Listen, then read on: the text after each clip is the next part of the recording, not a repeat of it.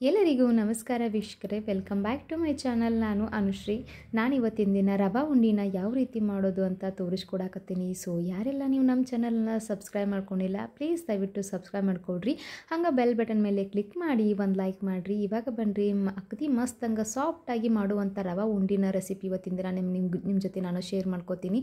So ಮೊದಲೇದಾಗಿ ನಾನಿಲ್ಲಿ ಒಂದು 2 ಕಪ್ನಷ್ಟು ಚಿರೋಟಿ ರವೆ ಮತ್ತು ಬಾಂಬೆ ರವೆ ಅಂತ ಏನು ಕರಿತೀವಿ ನೋಡಿರಿ. ಸೊ ಅದನ್ನು 2 ಕಪ್ನಷ್ಟು ನಾನು ಈ ರೀತಿ ರವಾನ ತೊಗೊಂಡಿದ್ದೀನಿ. ಸೊ ಇವಾಗ ಇದಕ್ಕೆ ನಾನು ಗ್ಯಾಸ್ ಹಚ್ಕೊಂಡ್ಬಿಟ್ಟು ಲೋ ಫ್ಲೇಮ್ ಒಳಗೆ ಇಟ್ಕೊಂಡು ನಾವು ಈ ರವಾನ ಹುರ್ಕೊಳ್ಬೇಕಾಗತ್ತೆ ನೋಡಿರಿ. ಸೊ ಇವಾಗ ನಾನು ಇದಕ್ಕೆ ಒಂದು 4ರಿಂದ 5 ಚಮಚದಷ್ಟು ತುಪ್ಪನ ಹಾಕ್ಕೊಳ್ಳಾಕತ್ತೀನಿ.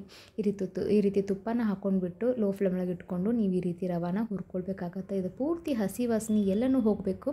ರವಾನ ಒಂಚೂರು ಬಾಯಲ್ಲಿ ಇಟ್ಕೊಂಡು ಕಡ್ದು ನೋಡ್ರಿ, ಕಟ್ ಅಂತ ಸೌಂಡ್ ಬರ್ಬೇಕು ನೋಡಿರಿ. ಅಲ್ಲಿವರೆಗೂ ನೀವು ಈ ರೀತಿ ರವಾನ ಹುರ್ಕೊಳ್ಬೇಕಾಗತ್ತೆ.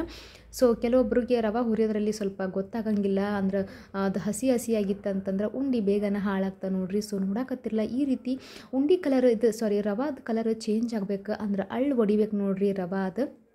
ಆ ರೀತಿ ನೀವು ಹುರಿದಿಟ್ಕೊಳ್ಬೇಕು. ಸೊ ಇವಾಗ ನಾನು ಇದಕ್ಕೆ ಒಂದು ಅರ್ಧ ಕಪ್ನಷ್ಟು ನಾನು ಕೊಬ್ಬರಿ ಪುಡಿನ ಹಾಕ್ಕೊಳ್ಳಾಕತ್ತೀನಿ. ಸೊ ಹಸಿ ಕೊಬ್ಬರಿ, ಹಂಗೆ ಒಣ ಕೊಬ್ಬರಿನ ಹಸಿದಾಗಿ ಹಾಕೋದ್ರಿಂದ ಉಂಡೆ ಬೇಗನೆ ಹಾಳಾಗ್ತಾವೆ. ಸೊ ಈ ರೀತಿ ಕೊಬ್ಬರಿ ಪುಡಿನ ಬಿಸಿ ಮಾಡ್ಕೊಳ್ಳೋದ್ರಿಂದ ಒಂದು 2 ನಿಮಿಷ ಸ್ವಲ್ಪ ಕಲರ್ ಚೇಂಜ್ ಆಗೋವರೆಗಷ್ಟು ನಾವು ಸ್ವಲ್ಪ ಮಿಕ್ಸ್ ಮಾಡಿಕೊಂಡು ಸ್ವಲ್ಪ ಹುರ್ಕೊಂಡ್ವಿ ಅಂತಂದ್ರೆ ಉಂಡೆ ಹಾಳಾಗಂಗಿಲ್ಲ ನೋಡ್ರಿ. ಸೊ ಇವಾಗ ನೋಡಕತ್ತಿರಲ್ಲ, ಈ ರೀತಿ ನಾನು ಸ್ವಲ್ಪ ಚೆನ್ನಾಗಿ ಹುರಿದು ಇಟ್ಕೊಂಡಿದ್ದೀನಿ. ಸೊ ಈ ರೀತಿ ರವದ ಅಳ್ಳು ಹೊಡಿಬೇಕು ನೋಡ್ರಿ, ಅಲ್ಲಿವರೆಗೂ ನೀವು ಹುರ್ಕೊಳ್ಬೇಕಾಗತ್ತೆ. ಇವಾಗ ನಾನು ಪಾಕನ ರೆಡಿ ಮಾಡ್ಕೋತೀನಂತ ಅದನ್ನು ಸೈಡಿಗೆ ಇಟ್ಟು ಇವಾಗ 1.5 ಕಪ್ನಷ್ಟು ನಾನು ಸಕ್ಕರೆನ ತೊಗೊಂಡಿದ್ದೀನಿ. 2 ಕಪ್ ರವಾಕ ನೀವು 2 ಕಪ್ನು ಸಕ್ಕರೆ ತೊಗೋಬೋದು, ಬಟ್ ಅದು ಜಾಸ್ತಿ ಸ್ವೀಟ್ ಆಗತ್ತಂತ ಸ್ವಲ್ಪ ಲೈಟಾಗಿರಲಿ ಅಂತ ನಾನು 1.5 ಕಪ್ನಷ್ಟು ನಾನು ಸಕ್ಕರೆನ ತೊಗೊಂಡಿದ್ದೀನಿ. ಸೊ ನೀವು ಏನಾದರೂ ಸ್ವೀಟ್ ಜಾಸ್ತಿ ಇಷ್ಟಪಡೋರಾಗಿದ್ದರೆ ಇನ್ನೊಂದು 2 ಸ್ಪೂನಷ್ಟು ಹಾಕೋಬೋದು. ಇವಾಗ ನಾನು ಇದಕ್ಕೆ ಒಂದು ಅರ್ಧ ಕಪ್ನಷ್ಟು ನಾನು ನೀರನ್ನು ಹಾಕ್ಕೊಂಡಿದ್ದೀನಿ. ಹೆಚ್ಚು ಕಡಿಮೆ 1 ಕಪ್ ಆಗುತ್ತೆ ರೀ ಅದು. ಸೊ ನೋಡಕತ್ತಿರಲ್ಲ, ಇವಾಗ ಎಷ್ಟು ಹಾಕ್ಕೊಂಡ್ಬಿಟ್ಟು ನಾನು ಇದಕ್ಕೆ ಸ್ವಲ್ಪ ಲೋ ಫ್ಲೇಮ್ ಒಳಗೆ ಇಟ್ಕೊಂಡು ಸ್ವಲ್ಪ ನಾವು ಇದನ್ನು ಸ್ವಲ್ಪ ಚೆನ್ನಾಗಿ ಕುದಿಸ್ಕೊಳ್ಳೋಣ ಅಂತ. ಸೊ ನೋಡಕತ್ತಿರಲ್ಲ, ಒಂದು ಎಳೆ ಪಾಕ ಬರಬೇಕು, ಜಾಸ್ತಿ ಗಟ್ಟಿನ ಏರಾಗಿ ಪಾಕನ ತೊಗೊಂಡ್ರೆ ಉಂಡೆ ತುಂಬ ಗಟ್ಟಿಯಾಗಿ ಬರುತ್ತೆ. ನೋಡಕತ್ತಿರಲ್ಲ, ಸೊ ಇವಾಗ ನಾನು ಈ ರೀತಿ ಪಾಕನ ಇನ್ನೂ ಸ್ವಲ್ಪ ಕುದಿಸ್ಕೊಳ್ಳಾಕತ್ತೀನಿ. ಈ ರೀತಿ ನೋಡಕತ್ತಿರಲ್ಲ, ಒಂದು ಎಳೆ ಹಿಂಗೆ ಈ ರೀತಿ ಪಾಕ ಬರಬೇಕಂತ. ಈ ರೀತಿ ಬಂತಂದ್ರೆ ಪರ್ಫೆಕ್ಟಾಗಿ ಪಾಕ ರೆಡಿ ಆಗೈತೆ ಅಂತ ಅರ್ಥ. ನೋಡಕತ್ತಿರಲ್ಲ, ಇವಾಗ ನಾನು ಇದಕ್ಕೆ 1 ಚಮಚದಷ್ಟು ಏಲಕ್ಕಿ ಪುಡಿನ ಹಾಕ್ಕೊಳ್ಳಾಕತ್ತೀನಿ ಮೇಲ್ಗಡೆ. ಈ ರೀತಿ ಹಾಕ್ಕೊಂಡ್ಬಿಟ್ಟು ಸ್ವಲ್ಪ ಮಿಕ್ಸ್ ಮಾಡಿಕೊಡ್ರಿ. ಮಿಕ್ಸ್ ಮಾಡಿಕೊಂಡು ನಾವೇನು ರವೆ ಹುರಿದಿಟ್ಕೊಂಡಿದ್ದೀವಿ ನೋಡ್ರಿ. ಸೊ ಇವಾಗ ರವನ ಸ್ವಲ್ಪ ಹಾಕ್ಕೊಂಡು ನಿಧಾನಕ್ಕೆ ಈ ರೀತಿ ಹಿಂಗೆ ತಿರುತ್ತಾ ಇರ್ಬೇಕು ನೋಡ್ರಿ. ಸೊ ಗಂಟಾಗಲ್ದಂಗೆ ಸ್ವಲ್ಪ ಚೆನ್ನಾಗಿ ಮಿಕ್ಸ್ ಮಾಡ್ಕೊಂಡು ಬಿಡ್ರಿ. ಗ್ಯಾಸ್ನ ಲೋ ಫ್ಲೇಮ್ ಒಳಗೆ ಇರಲಿ, ಜಾಸ್ತಿ ನೀಡಕ್ಕೆ ಹೋಗಬೇಡ್ರಿ. ಸೊ ಇವಾಗ ಅದನ್ನು ಪೂರ್ತಿ ಚೆನ್ನಾಗಿ ಮಿಕ್ಸ್ ಮಾಡಿಕೊಂಡು ಸ್ವಲ್ಪ ನಾವು ಪ್ಲೇಟ್ ಮುಚ್ಚಿ ಇಡ್ತೀನಂತ ಒಂದು 2 ನಿಮಿಷ ಗ್ಯಾಸ್ನ ಆಫ್ ಮಾಡಿಬಿಡ್ರಿ. ಆಫ್ ಮಾಡಿಕೊಂಡು ಪ್ಲೇಟ್ನ ಮುಚ್ಚಿಟ್ಕೊಂಡು ಅಂತಂದರೆ ಬಿಸಿದು ಇದ್ರೊಳಗೆ ಇನ್ನೂ ಸ್ವಲ್ಪ ರವೆ ಅಳ್ಳು ಬೀಳುತ್ತೆ, ಅದರಲ್ಲಿ ಕುದ್ದು ಬಿಡುತ್ತೆ ನೋಡ್ರಿ. ಸೊ ಇವಾಗ ಮೇಲ್ಗಡೆ ನಾನು ಹುರಿದಿದ್ದಂಥ ಗೋಡಂಬಿನ ಹಾಕ್ಕೊಳ್ಳಾಕತ್ತೀನಿ.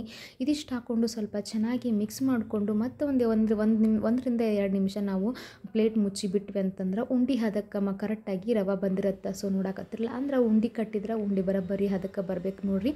ಇವಾಗ ಮೇಲ್ಗಡೆ ಒಂದು 2ರಿಂದ 3 ಚಮಚದಷ್ಟು ನಾವು ತುಪ್ಪ ಹಾಕ್ಕೊಳ್ಳೋಣಂತ. ತುಪ್ಪ ಹಾಕ್ಕೊಂಡ್ವಿ ಅಂತಂದ್ರೆ ತುಂಬ ಚೆನ್ನಾಗಿ ಬರುತ್ತೆ, ಉಂಡೆ ಕಟ್ಟಕ್ಕೆ ಅಗದಿ ಸರಳಾಗಿ ಬರುತ್ತೆ ನೋಡ್ರಿ. ಇವಾಗ ಸ್ವಲ್ಪ ತುಪ್ಪ ಹಾಕ್ಕೊಂಡಾದ್ಮೇಲೆ ಸ್ವಲ್ಪ ಚೆನ್ನಾಗಿ ಮಿಕ್ಸ್ ಮಾಡ್ಕೊಳ್ಳೋಣಂತ. ಈ ರೀತಿ ಹಿಂಗೆ ನೋಡಿದ್ರಿ, ಹಿಂಗೆ ರವಾನ ಹಿಂಗೆ ಉಂಡೆ ಕಟ್ಟಿದ್ರೆ ಈ ರೀತಿ ಉಂಡೆ ಆಗ್ಬೇಕು ನೋಡ್ರಿ. ಅಷ್ಟು ಈ ರೀತಿ ನಾವು ಸ್ವಲ್ಪ ಮಾಗಕ್ಕೆ ಬಿಟ್ಬಿಟ್ಟಿವಿ ಅಂತಂದ್ರೆ ಉಂಡೆ ರವೆ ಚೆನ್ನಾಗಿ ಅಳ್ಳಿರುತ್ತೆ, ಉಂಡೆ ಕೂಡ ತುಂಬ ಚೆನ್ನಾಗಿ ಬರುತ್ತೆ, ಹಂಗೆ ಪರ್ಫೆಕ್ಟ್ ಶೇಪಲ್ಲಿ ಕೂಡ ಬರ್ತಾ. ನೋಡಕತ್ತಿರಲ್ಲ, ಈ ರೀತಿ ಈಸಿಯಾಗಿ ನಾವು ಉಂಡಿನ ಮಾಡ್ಕೋಬೋದು ನೋಡ್ರಿ. ಈ ರೀತಿ ನಾವು ಒಂದೊಂದಾಗಿ ಉಂಡಿನ ಕಟ್ಕೊಂಡು ಇಟ್ಕೊಳ್ತೀನಂತ. ಸೊ ನಿಮಗೆ ಏನಾದರೂ ದೊಡ್ಡ ಶೇಪಲ್ಲಿ ಉಂಡೆ ಬೇಕಂದ್ರೆ ಮಾಡ್ಕೋಬೋದು, ಸೊ ಮೀಡಿಯಮಲ್ಲೂ ಮಾಡ್ಕೋಬೋದು ನೋಡ್ರಿ. ಇವಾಗ ಇದು ಯಾವುದೇ ಹಬ್ಬ ಹರಿದಿನದಲ್ಲಿ ಮೊದಲೇದಾಗಿ ಮಾಡುವಂಥ ಉಂಡಿನ ರವೆ ಉಂಡೆ ನೋಡ್ರಿ ಎಲ್ಲರ ಮನೆಯಲ್ಲೂ. ಸೊ ಮಕ್ಕಳು ದೊಡ್ಡವರು ಎಲ್ಲರೂ ಇಷ್ಟಪಟ್ಟು ತಿಂತಾರೆ. ಹಂಗೆ ಈ ರೆಸಿಪಿನೂ ಕೂಡ ತುಂಬ ಸರಳವಾಗೈತೆ ನೋಡ್ರಿ. ಸೊ ಮತ್ತೆ ತಡ ಮಾಡ್ತೀರಿ, ಇನ್ನೇನು ಸಾಲು ಆಗಿ ಹಬ್ಬಗಳು ಬರಕತ್ತು. ಸೊ ಶ್ರಾವಣ ಮಾಸ ಸ್ಟಾರ್ಟ್ ಆಗೈತಿ, ಮತ್ತು ಪಂಚಮಿನೂ ಬಂತು. ನೀವು ಈ ರೀತಿ ಮನ್ಯಾಗ ಒಂದು ಬಾರಿ ರವೆ ಉಂಡಿನ ಮಾಡಿ ನೋಡ್ರಿ. ಇದು ಗಣಪತಿ ಹಬ್ಬದಲ್ಲಿ ಎಲ್ಲದರಲ್ಲೂ ಈ ರೀತಿ ಉಂಡೆನ ಮಾಡ್ಕೊಂಡು ತಿನ್ಬೋದು. ಸೊ ತುಂಬ ಚೆನ್ನಾಗಿರುತ್ತೆ, ಮನೆಯಾಗಿನ ಮಕ್ಕಳು ಮಂದಿ ಎಲ್ಲರೂ ಇಷ್ಟಪಟ್ಟು ತಿಂತಾರೆ ನೋಡ್ರಿ. ಸೊ ಉಂಡಿದು ಶೇಪ್ ಕರೆಕ್ಟಾಗಿ ಬರಬೇಕಂದ್ರೆ ಈ ರೀತಿ ಉಂಡಿನ ಹಿಂಗೆ ಕಲಕಿದ್ರೆ ನೋಡ್ರಿ, ಇದು ತುಂಬ ಚೆನ್ನಾಗಿ ರೌಂಡ್ ಶೇಪಾಗಿ ಬರುತ್ತೆ. ಸೊ ಇವಾಗ ನಾನು ಒಂದು ಪ್ಲೇಟ್ಗೆ ಸರ್ವ್ ಮಾಡ್ಕೊಳ್ತೀನಂತ. ಸೊ ನೋಡಕತ್ತಿರಲ್ಲ, ಈ ರೀತಿ ಸಾಫ್ಟಾಗಿ ಹಂಗೆ ಏಕದಮ್ ಪರ್ಫೆಕ್ಟಾಗಿ ಉಂಡಿನ ಯಾವ ರೀತಿ ಮಾಡೋದು ರವೆ ಉಂಡಿನ ಅಂತ ಇವತ್ತಿನ ದಿನ ನಾನು ನಿಮಗೆ ತೋರಿಸ್ಕೊಟ್ಟಿನಂತ.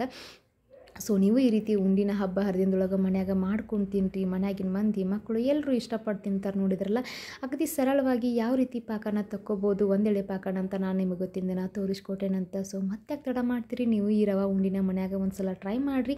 ಹಂಗೆ ನೀವು ನಮ್ಮ ಚಾನಲ್ನ ಸಬ್ಸ್ಕ್ರೈಬ್ ಮಾಡ್ಕೊಳ್ರಿ, ಬೆಲ್ ಬಟನ್ ಮೇಲೆ ಕ್ಲಿಕ್ ಮಾಡಿ, ಒಂದು ಲೈಕ್ ಮಾಡಿರಿ. ಸೊ ನಿಮ್ಮ ಸಹಾಯ ನಮಗೆ ಭಾಳ ಬೇಕು. ಸೊ ಹಾಗಾಗಿ ನಮ್ಮತ್ತ ಮುಂದಿನ ವಿಡಿಯೋದಲ್ಲಿ ಹೊಸ ಹೊಸ ರೆಸಿಪಿಯೊಂದಿಗೆ ನಾನು ಮತ್ತೆ ಸಿಗ್ತೀನಂತ. ನಮಸ್ಕಾರ ರೀ. ಅಲ್ಲಿವರೆಗೂ ನೀವೇನು ಮಾಡಬೇಕಪ್ಪ ಅಂದ್ರೆ ಇದನ್ನು ಒಂದು ಬಾರಿ ಟ್ರೈ ಮಾಡಿ ನೋಡಿರಿ.